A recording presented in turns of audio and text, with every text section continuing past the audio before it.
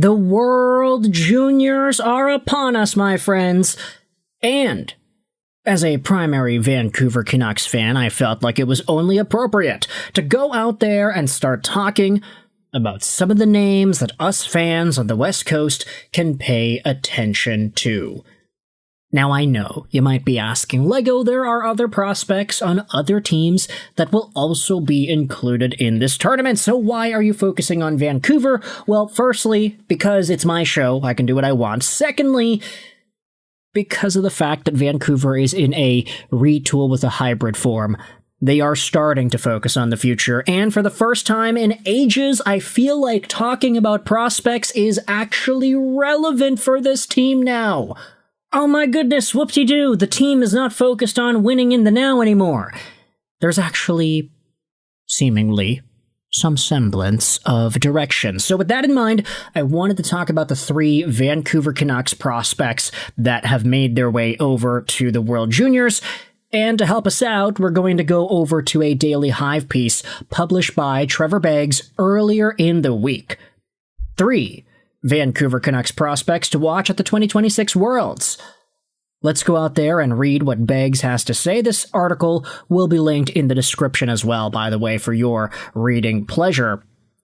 When you cheer for an NHL team toiling at the bottom of the standings, usually that means watching the World Juniors carries a bit more meaning. Yeah, it does. That's the case for Canucks fans this year. Vancouver has 3 prospects competing in this year's World Juniors, tying them with 4 other teams for 13th most in the NHL. Here's a breakdown of the 3 Canucks prospects the fans can watch at this year's tournament. Yeah, that's exactly what I was talking about, man. The Canucks have the 13th most prospects out of these NHL teams. There are 12 other teams that have more prospects at the World Juniors this year. That is quite sad, but it's pretty indicative of Vancouver's lack of prospect focus over the past few years. What, with trading away first-round picks for Marcus Pettersson and Filip Hronek, and okay, we gotta stop. We need to finally move on. Vancouver's rebuilding now, or retooling, with a hybrid form. Say whatever you want. First prospect, and the one with the most star power behind his name, is Braeden Cootes for Team Canada. It's been a whirlwind 2025 for Coots. He entered 2025 as the youngest captain in the WHL. Then he was drafted by the Canucks, signed an ELC, and impressed so much at training camp that he earned a 3-game audition with the club before heading back to the Seattle Thunderbirds. Now he has secured a spot on Canada's World Junior team, with the goal of helping Canada get their first medal at the tournament since winning gold in 2023. Coots could become the first Canucks prospect since 2019 to play a meaningful role on Canada's World Junior team. Back in 2019, goaltender Michael DiPietro was Canada's starting goalie, posting stellar numbers before suffering a heartbreaking loss to Finland in the quarterfinals. Pretty sure it was Toni Uutinen who scored on him. Was that correct? Canucks prospect Son Arminio played for Canada last year, but his role was limited. He sat as a healthy scratch for 2 of the 5 games. This year, Coots should play a larger role for Canada as they look to bounce back from a dreadful 2025 showing, in which they lost to Latvia in the round robin before bowing out to Czechia in the quarterfinals. Coots has looked solid in pre-tournament play, capped off by scoring one of Canada's 2 goals in a 4-2 loss to Sweden. Now, that is obviously great to see. I mean, Latvia, Czechia, Canada did have a pretty rough showcase in last year's World Junior Tournament. For Braeden Cootes' sake, let's hope things go a lot better, and especially for him too.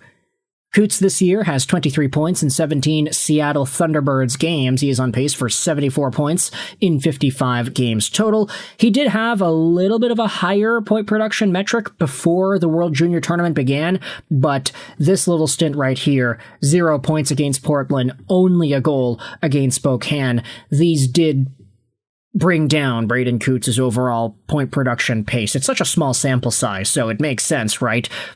But still, the guy is on pace to besting his last season's worth of play as the captain of the Thunderbirds. Obviously, T-Birds fans are happy to see him get brought back.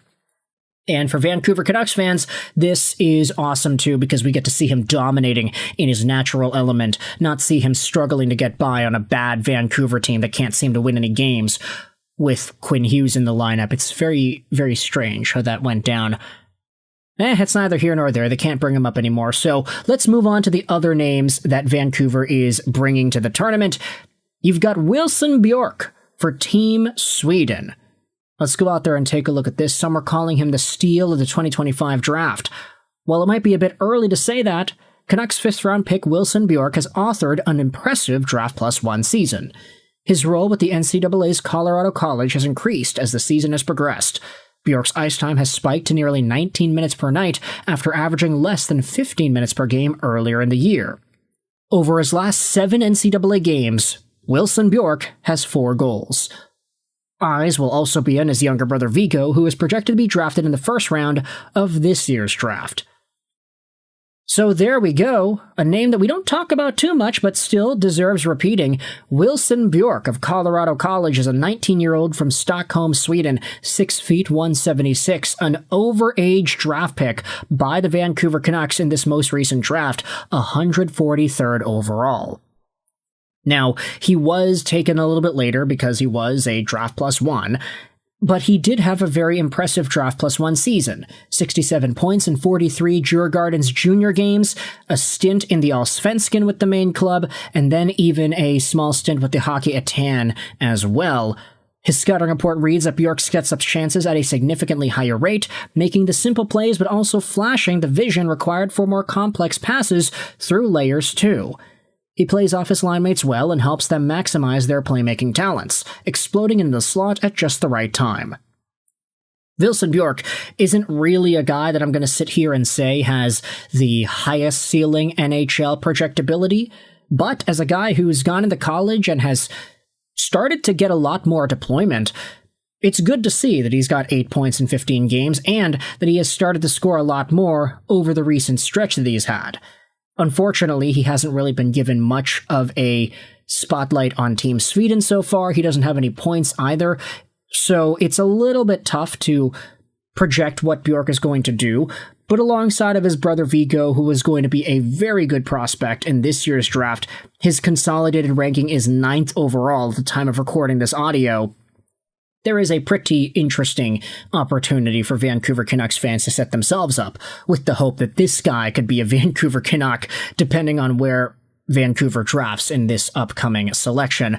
Obviously, the ideal pick for Vancouver would be 1, but if they fall, or if Minnesota somehow falls, or if the Canucks get another first-round pick that's in the top 10 range, maybe Viggo Bjork could be a target, who really knows, but Wilson Bjork, the older brother, is guaranteed to being on Vancouver because he's technically their prospect already.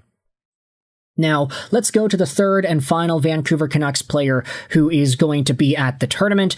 Number 3, you have Basile Sansonnens out of Team Switzerland.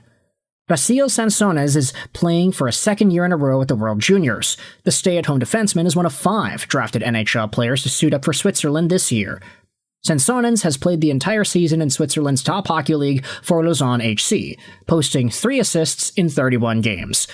As a prototypical stay-at-home defenseman, he will have a tough task shutting down some of the top teenage hockey players on the planet. Switzerland plays their first 2 games against the US and Sweden to kick off the tournament before ending the round robin against Germany and Slovakia. And if we take a look at Basile Sansonnens and his profile, 19 years old, 6'4", 205, big left-handed defenseman, drafted by the Canucks in the 7th round, 221st overall in 2024.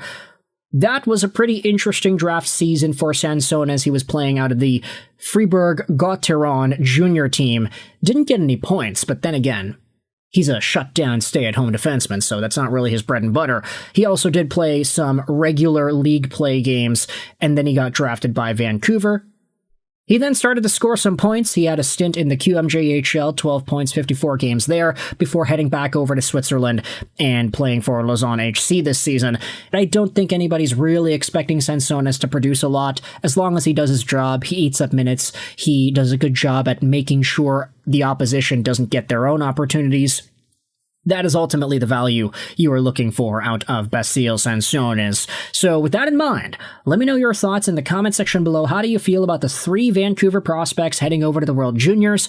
Braeden Cootes, Wilson Bjork, and Basile Sansonnens. Let me know in the comments your opinions about these guys. Trevor Beggs' article will be in the description if you want to go out there and read that yourself. I hope you enjoyed this Swedish Astros 99, and bye.